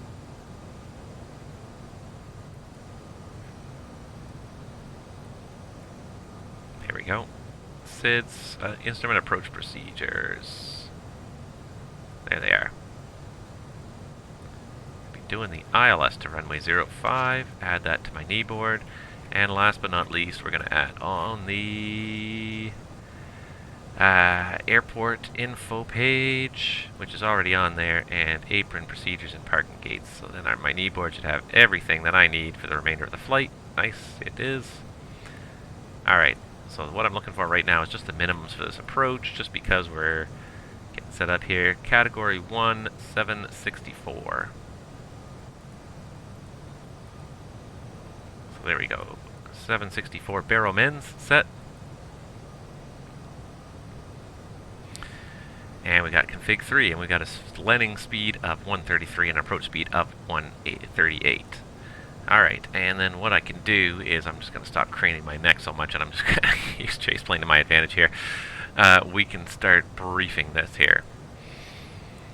Alright, so we're starting out today with the Amoeba 5 arrival into Toronto. So we've got the speeds already in, 10-2 Charlie, 20th of June, 2019. Airport elevations at 569 feet, RNF 1 DDI GNSS is required. Safe altitude 100 miles is 49, jet aircraft only, non-GNS, not us. Alright, we're doing it by LETAC. LETAC, we're going to go to TADMO. We're going to go to Vibli Amoeba, the first restriction, CCOP, 250 knots between 15 and 17,000. That's in there. And then BISDA for 5, it's Pilpo at 210 at 8,000. And then it's Airbus, CLAP, Dunop, Litro, and Durley. That's all in there. And then continue on a 237 track until you get a vector. Or if there's no ATC, it might be a self-vector. Who knows? Self-vector onto the ILS runway 05 in Toronto, page 11-1, the 30th of January of 2020. So the loc frequency, 1097 ITX.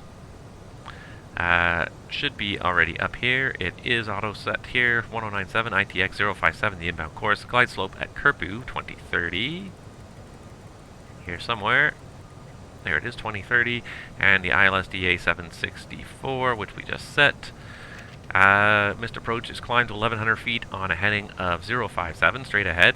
And then 1100 feet, we start a left turn to intercept the 013 radial to AVTEC and hold there at 3000. Radar is required, 100 miles safe, 4900 feet south. Approach is authorized with 6 left and 6 right. Local level only within 10 degrees of center line. Procedure turn is not authorized. RVR 2600 or a half mile is the minimum requirement. We've got a normal 3 degree glide slope, ALSF2 lighting system, PAPIs, but really it's a VFR, beautiful, beautiful day. Not expecting any issues there whatsoever. Taxi in. Off of 05. It's normally a right turn on Hotel 3. If we miss Hotel 3, we'll take the right turn on Bravo. Heavy aircraft might not make it. We've burned off most of our gas, but you never know. If we miss Hotel 3, we'll take the right turn on Bravo down to the apron. We don't have a parking gate assigned because, frankly, Transat hasn't operated this flight in a month or two, so they haven't been taking gates. But it's going to be one of these Charlie gates for international arrivals, so I don't know, might even go around to like Charlie 40 or something like that if it'll take us. Just for fun, just to do something different, slightly different gate. And that's about it for that arrival. Terrain, not much of an issue. 3,100 foot's the highest MSA all around us. Weather is looking beautiful. Operational. Any NOTAMs for our destination of interest here?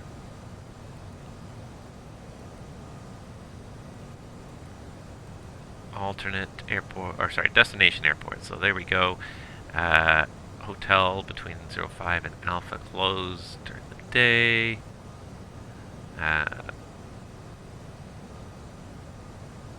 Let's see here, apron entrance at Taxi Tango closed.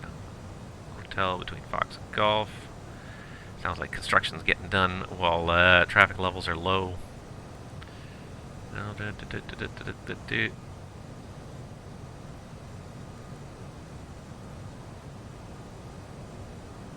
Nothing too much. ILS 05, I don't see anything for our arrival, our runway, or our approach. So yeah, I think we're good. And that's it. The only other thing, of course, is fuel. As I said, we need about 6.7, I think we did, calculated 6.6 to go to our alternate, which is back to Ottawa. So if we miss in Toronto and can't land for any reason, we're going to come back here to Ottawa, but I don't think that's going to be an issue. But nevertheless, there is our alternate there, and we can also see the weather is beautiful there. Let's see here. So fuel prediction if you want. Ottawa, we'd have 9.8. We're arriving at 1944. 5.6 arriving in Ottawa. We only need 6.6 in Toronto to get there, so we've still got 3 tons of extra fuel in Toronto, so we're looking good. That's about it. That's my arrival briefing. Anybody got any questions about that? No? No? Still the strong silent type. Cannot get you to talk about anything, buddy. One thing I noticed, actually, one thing I thought that was funny, I read about was, I believe, X-Plane. One of the aircraft in X-Plane, or maybe it's in all the aircraft, there's a virtual co-pilot you can get. The difference between the X-Plane version and FS2 crew is that there, along with all the functionality of your virtual co-pilot, there is actually in the flight deck rendered a full physical co-pilot sitting in the seat next to you, which is kind of neat. I mean, that's more realistic than seeing an empty seat next to you the whole time. Canadian A says no questions about my briefing. Thank you. I thought that was neat, and that's one thing that I've sort of been I won't say hankering for a while, but I've been thinking that would be a great idea, would be for FS2 crew to start adding that next dimension. Obviously, that's going to take some processing power depending on the level of detail, and if you have somebody sitting right next to you, you're going to probably want them fairly detailed. You're going to see this person in a fairly close light. You're going to need to see a fairly detailed person. Like if I go outside to the external view of this airplane, and I'm pretty sure I see a pilot rendered in there, but you know, obviously I'm very far away here. You can see, I think he's got some headsets on or something there. I don't think I have any other better views than that. No, I don't think I have. I guess the best one I have is this one here. So just for the fun of it, let's play with Chase Plane a little bit here. If I just move you up enough that I can see who's inside the flight deck. And actually, no, the flight deck is empty. I know that PMDG renders pilots in there, but even so, from outside, you can render a pretty, relatively low detailed. Heck, you can just model them from the waist up, no pants required because you don't see them.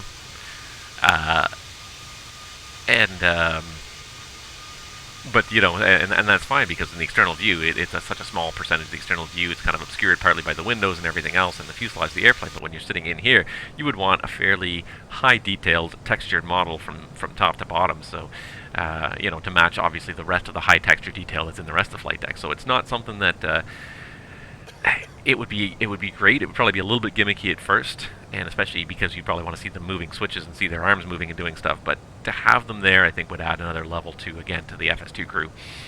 But it's going to steal a lot of processor power. A lot of people have a hard time with, you know, getting with airplanes like this, high-end airplane add-ons and good high-end scenery add-ons and everything else running. You've got Chase Plane, I've got Track IR, I've got you know, a couple of flight trackers going.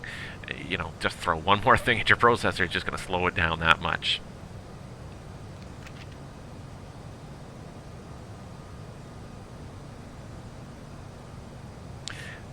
Is that so? So Canadian Ace says that PMDG rendered a 777 cockpit on their 747 in the external view.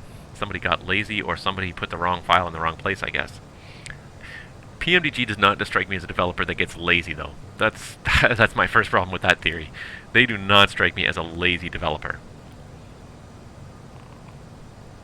So the fact that that was done probably was an oversight. Probably the wrong file was linked or copied or something, because that does not seem like something that PMDG would necessarily try to get away with. You can see all that nice photoreal scenery down there for Ottawa that comes with that sim add-on scenery. It's just a shame it doesn't blend. It blends a little bit. It's not like it's a sharp, jagged edge, but you can definitely see where the edges are. They did blend it a little bit. It's a pity.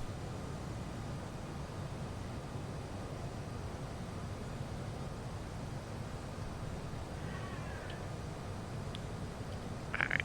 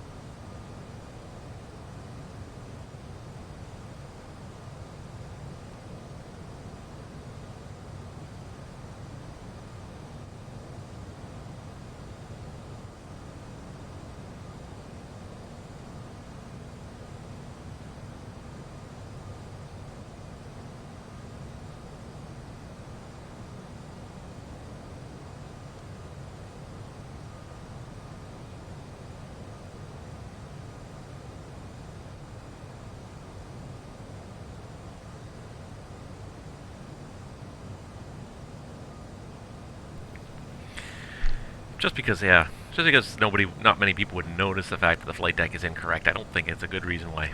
It strikes me as more likely it was an error, an oversight. I don't think something. Again, PMDG just such an airplane with, or a developer with such attention to detail. I find it hilarious that got past them. That got past the beta testers, all of them. You know, I guess they're probably spending a lot more time on the internal views than the external views per se, probably. But still, I find that hilarious that it got past them. I have to say that had to have been an oversight somehow. Anyways.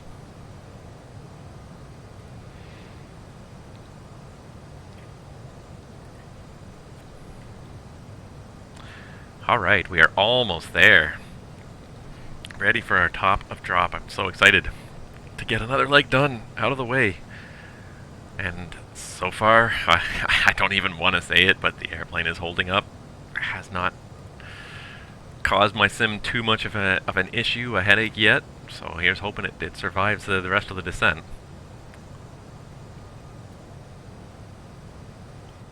See, there's developers out there that are lazy, that it would not surprise me to see them reuse an element from one airplane to another airplane that's not correct, but they just hope to sneak it past people that wouldn't notice. There are developers that are lazy like that, but PMDG, again, never struck me as that kind of lazy developer. Very thorough, so strange that that got past them.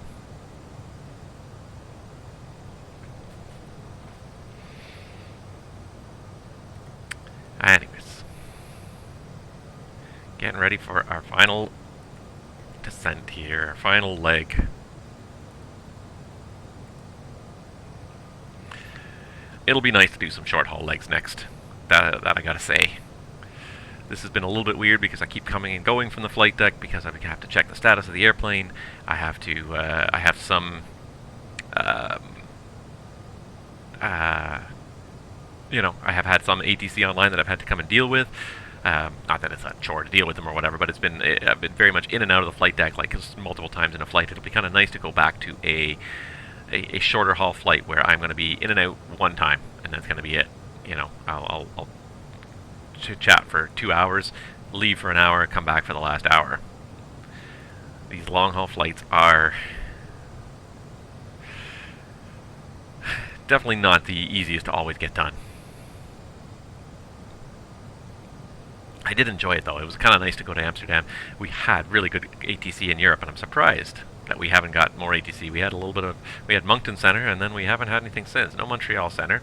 Not a whole lot of controllers in Montreal, so not always surprising there. But Toronto's got so many controllers, I'm surprised we don't have anything there. No ground controller, no nothing yet.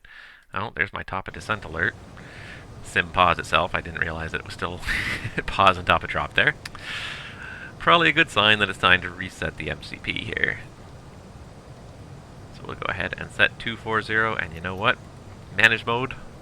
Let's get that descent going. Here's a question. Why is my pressurization now in the yellow? Why did my cabin descend? When did my cabin start descending, and why did it start descending? That's weird. I did not notice that. Looks like the good old pressurization glitch is back in a new form here. Something going on with that pressurization system is a little weird. I haven't done anything terribly unusual in this one. I step climbed a little bit. That's about it.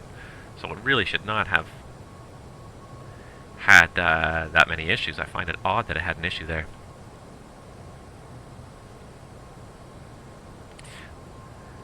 Because it seems like most of the time when you get the pressurization issue in the Aerosoft aircraft, it's right from the start of a flight.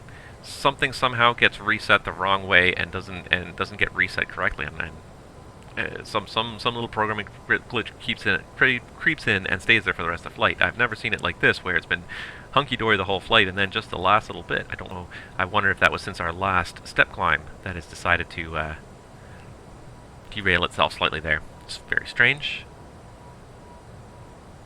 I'm just going to turn these off, because right now they're more of a distraction than anything else. Ah, well.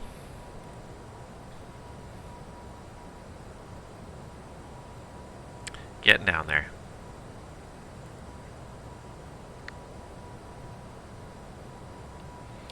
Here goes the Killaloo VOR off the right side. Oh yeah, there, that's Golden Lake and that's Round Lake. Two lakes I'm fairly familiar with. I don't know the names of too many of the rest of these, but there's two big lakes off there. The first one's called Golden Lake and the second one's called Round Lake. Of course, it's not the only Round Lake. There's like 10 Round Lakes in Ontario. It's a pretty common name for a lake. Wouldn't want to call too many of these Round Lakes. They're not very round. They're very kind of long and stringy, but that one's got a definite round shape to it. Very deep lake, too.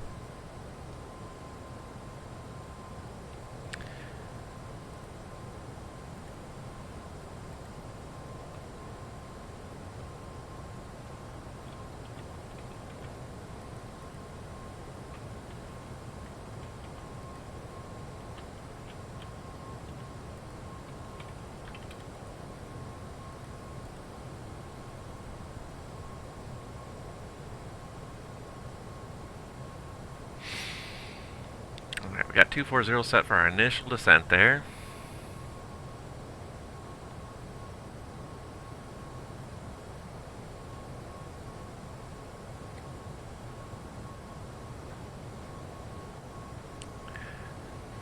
Don't see too much ATC online yet still. Quite a lot of airplanes down in Toronto.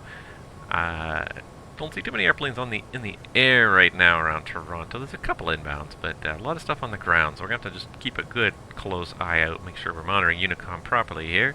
Yeah, we are. Make sure we got all the control we need. Just be very, very cautious if there's no controllers around, because it's going to be it's going to be that time of day where it's probably going to start to get really busy, and especially because the FNO is happening just to the west of Toronto here, Detroit, Chicago, and Minneapolis tonight. That there's going to be a lot of in and out of Toronto, no doubt, to take advantage of that. I'm sure lots of people will fly those three airports specifically, but Toronto tends to get a lot of that kind of overflow traffic from the FNOs.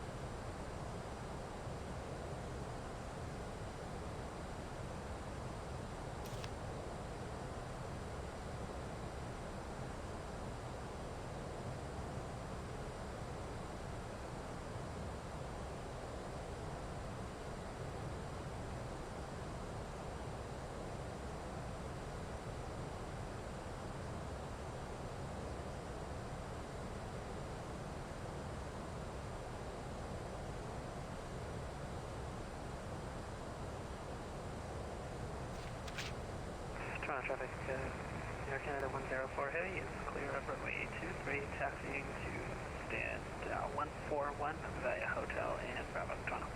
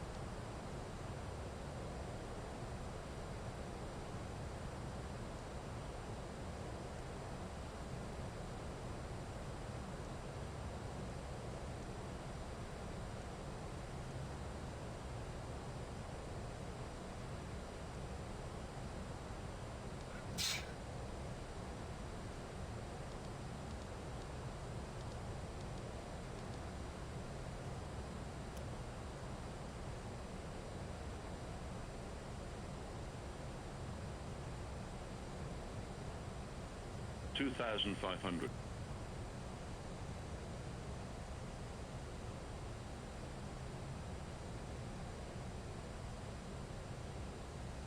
2,500.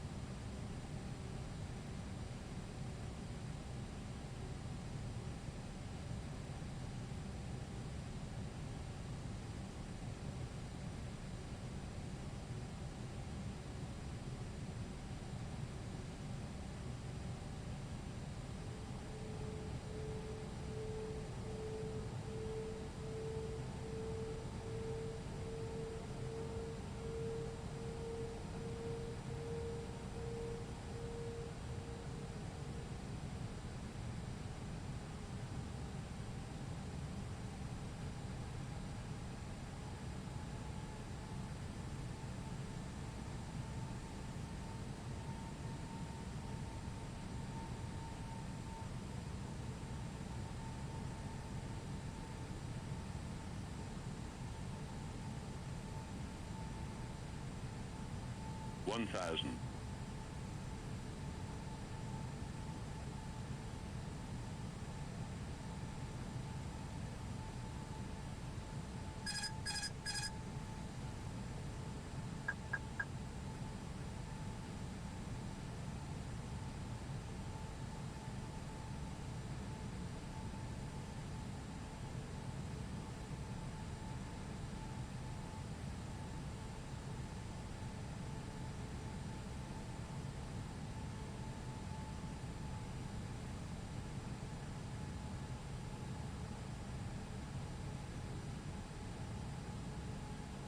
500.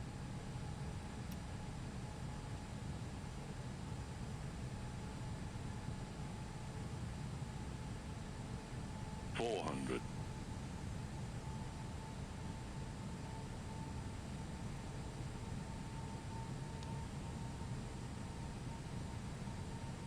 300. 100 above.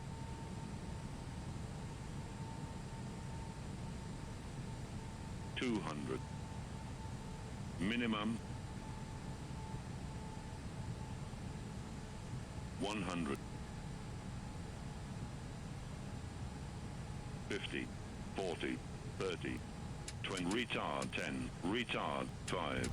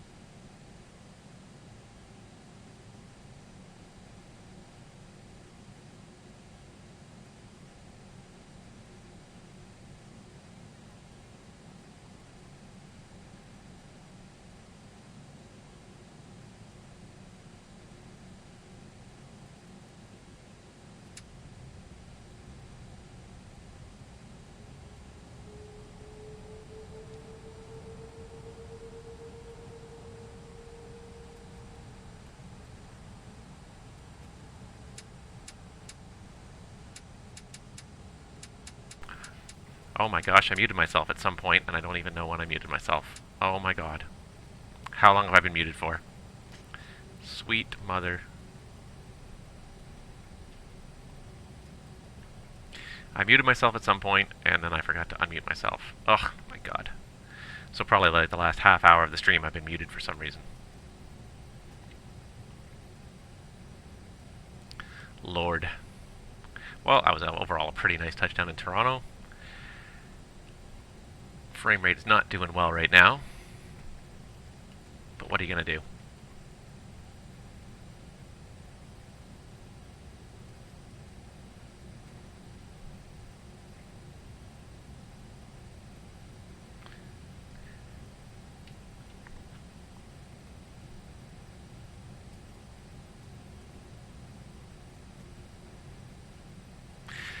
Oh, Lord.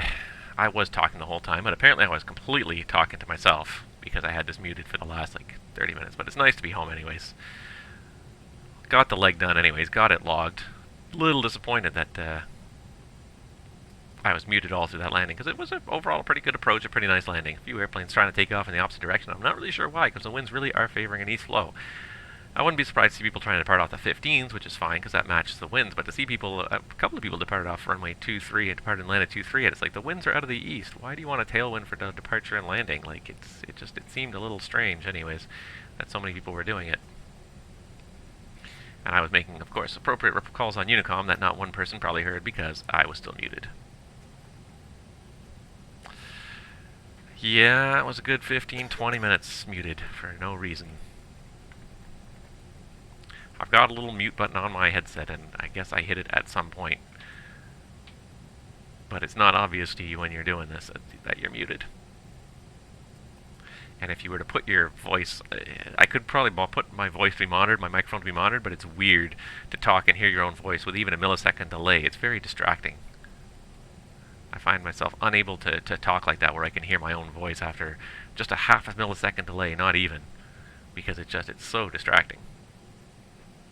Alright, so we're heading to gate Charlie 37, which was the biggest gate we could, or which was the last heavy gate we could find, just to take us to a different side of Terminal 3 than where we came from last time.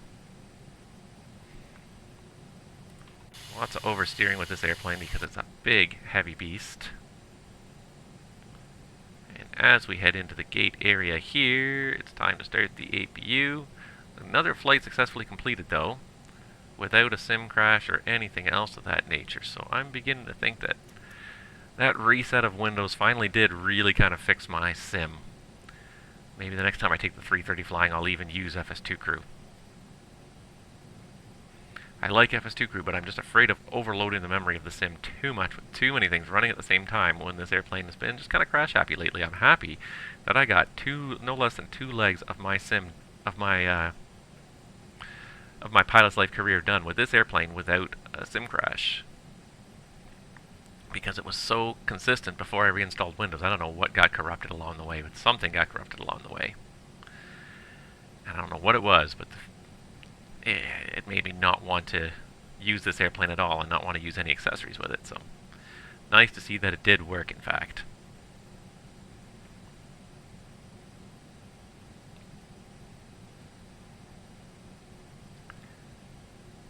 Alright, so we're looking for Charlie 37, which should be up ahead here on the left. It's one of these gates here. I see a bunch of equipment waiting for us. So I'll go ahead and kill the taxi light now. Looks like the APU is running. It says APU available. And then we can shut her all down and call it a day. Alright, so that's Charlie 36, so ergo this next gate is Charlie 37. The only question is which of these lines is the real line and which line is like the alpha line. That's 37 alpha. We don't want to go in on that one. And it looks like our marshaller's over here waving us at 37 Charlie.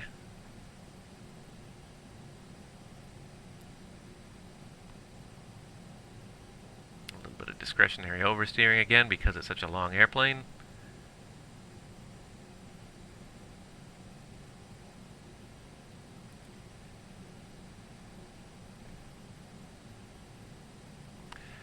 Ah, Lord. Can't believe I was muted there for 20 minutes.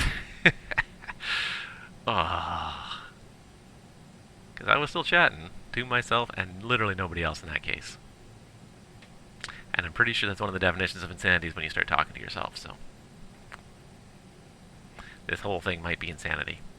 Alright, alright, alright. A little bit to the right. I gotcha, I gotcha. See, and that sign says stop. The guy says go. Let's just switch that external view for a second. We can probably eke it up a little further. Let's go with what this guy's saying here.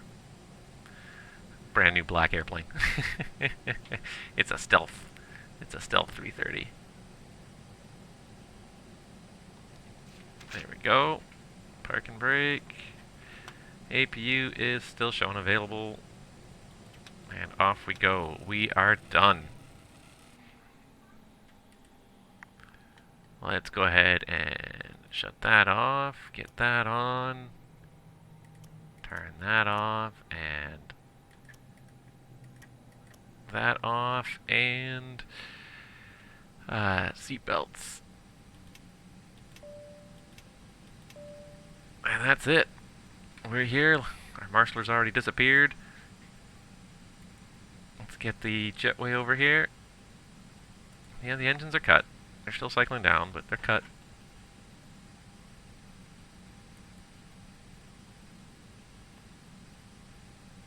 Alright, the engines are off. They're barely spinning at all. Come on, bring the jetway over. Am I going to have to do this manually here? Oh, man.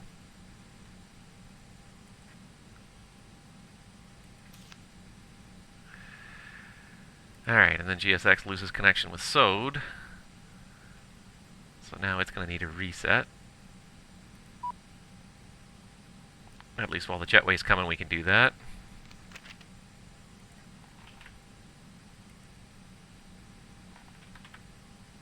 And any second now, it'll kick in again. There it is. Alright, so we won't ask it to operate the jetways, we'll just ask it to go straight to deboarding. 283 peeps. Swissport. And that's being done already. You don't need to worry about that. No, don't take it away. Oh, you stupid.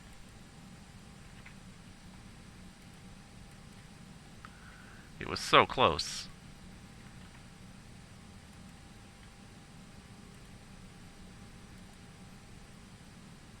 Ugh.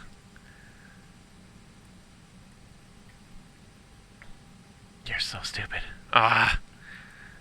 You're being really annoying now.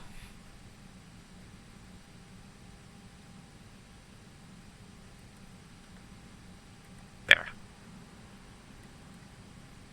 Gee. Oh, that was annoying. Why does it have to be difficult like that? Honestly. Amateurs working at this airport sometimes. Oh, insanity on the approach.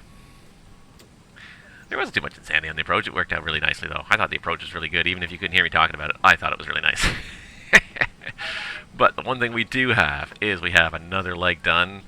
We got another leg done. We logged a whole bunch of experience points and hours there. 10.76 experience points now. Like another 8 hours for the paycheck. Less than 50 foot per minute descent. Let's see what my Sim Toolkit Pro has to say here about that arrival. And it says 21 foot per minute touchdown at 26 knots. That can't be right. I like what it says better, though. I'm going to go with that. How much fuel's left in this thing here? 9.51. 95.10.